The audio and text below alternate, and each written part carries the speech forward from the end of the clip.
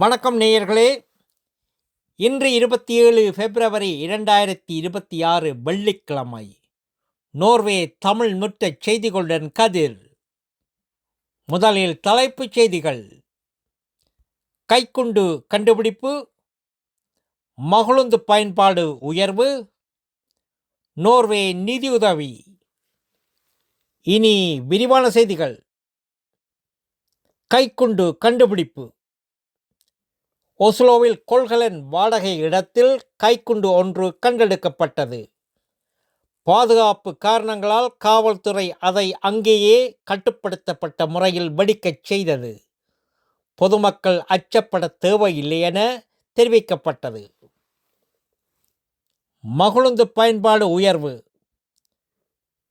Norway புள்ளித்தரவுகளின்படி 2025 மகிழுந்து பயன்பாடு 47 விழுக்காட்டிலிருந்து 53 விழுக்காடாக உயர்ந்துள்ளது.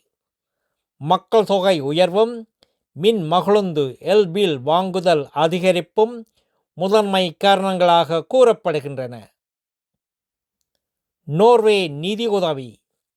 உலக பொருண்மைய மன்றத்திற்கு 2015 முதல் இதுவரை 124 மில்லியன் குரோனரை நோர்வே அரசு நிதியாக வழங்கியுள்ளது. இதில் முன்னாள் வெளியுறவு அமைச்சர் போர்க பிரண்ட தலைவராக பொறுப்பேற்ற பிறகு மட்டும் 70 மில்லியன் குரோனர் வழங்கப்பட்டிருப்பது ஆய்வில் தெரிய வந்துள்ளது. நல்லது நேயர்களே, மேலும் செய்திகளுக்கு நோர்வே தமிழ் முகநூல் பக்கத்தையும் இணையதளத்தையும் பாருங்கள். உலகெங்கிலும் தமிழ், நம் உணர்வெங்கிலும் தமிழ்.